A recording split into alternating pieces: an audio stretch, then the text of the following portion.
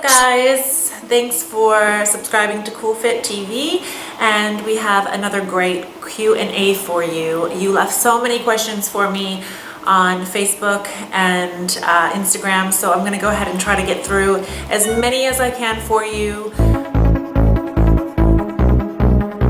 So with this question, the answer would be anything low impact.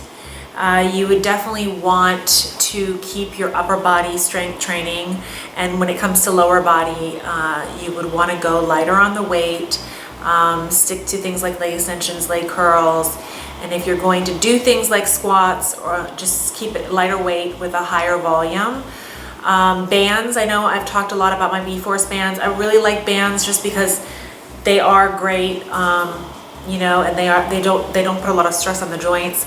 The most important thing with that is just warming up properly. I make sure all my workouts have a 5 to 10 minute warm up, and then stretching before and after. So with every workout that you do, just make sure that you warm up properly and you're stretching and not doing anything jarring or high impact to your knees.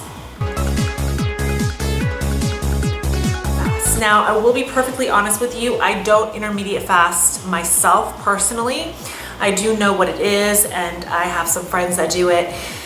But for me, what works for me is doing 4 to 6 small meals throughout the day. The reason why I like this is because it's helped me keep my portions down and in control. Before I started fitness, I always kind of had a problem with overeating at certain meals. So eating that way for me has helped me keep things, you know, portioned out properly. If you only have 30 minutes to get in a workout, I always would go to circuits. And what circuits are using compound movements, your pull-ups, your squats, lunges, clean press, you know, your big exercises that use multiple muscle groups, and doing them with no rest. Just go through it into a circuit.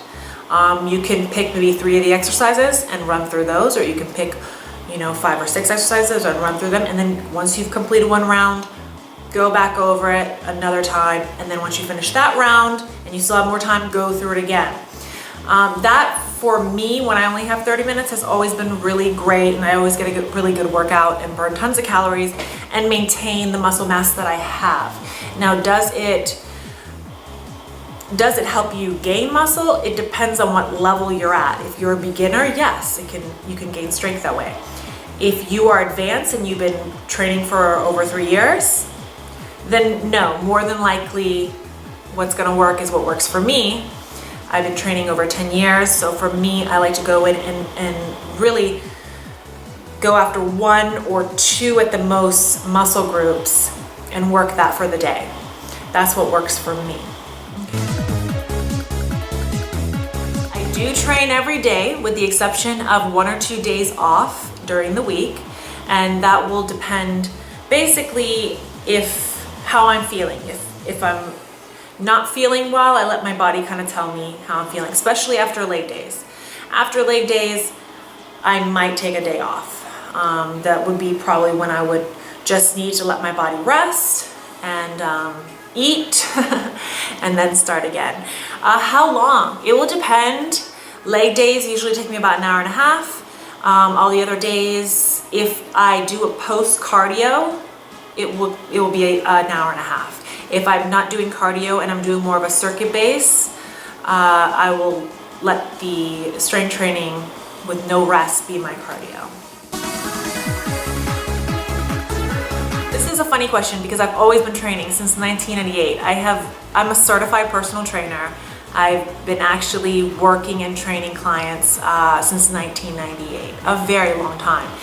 And bodybuilding for me didn't become serious till 2012 when I started competing. That's when I started to really look at my body like a canvas and kind of like critique, okay, this needs to change and that needs to change. And that's when I got really critical because of course all eyes were on me. So that's when I really got serious. But as for being a bodybuilder in fitness. I've been doing it a very long time. You can't spot train, unfortunately, but what you can do is be regular on your cardio. Make sure your cardio is done a minimum of 3 to 4 days out of the week.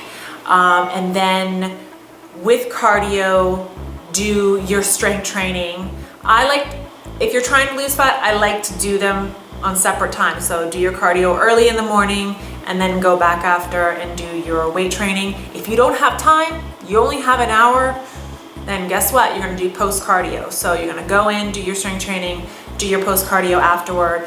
Make sure you do a lot of exercises that involve the core.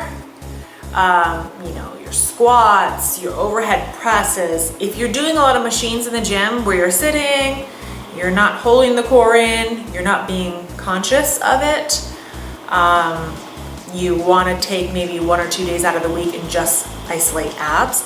But remember, the way that I like to do it is get working core at all times. Even when you're not really doing crunches, you're still engaging the core, and that's what I do, is I do a lot of free weights, a lot of things that involve stability, where you have to be holding the core in while you're performing the exercise. When you're adding muscle, it's so important that you know your macros, what your body needs to maintain, and then add calories on top of that to build. Too many women are, you know, doing the low carb and I can't eat this, I can't eat that. When you're trying to build, you gotta eat carbs. I eat them. I eat them all the time. That's how I have, you know, that's how I have my legs. That's how I have my butt. I'm eating carbs. I'm training hard and I'm eating hard. Of course, I know what my body needs. I'm not overeating or binge eating, but I'm eating what I need to add that muscle. So learn your macros, learn your body, learn what you need for carbs, protein, and fats. And then get in the gym and don't be afraid to pick up a heavy weight. Go in with somebody or a friend or a buddy and have them spot you for a few days.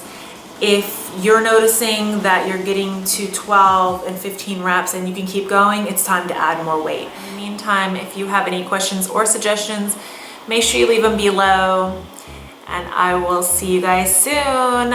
Don't forget, if you want to see more of me, go to Instagram, Gia McCool, Twitter, Gia Marie1, and my Facebook, which is Gia Marie McCool.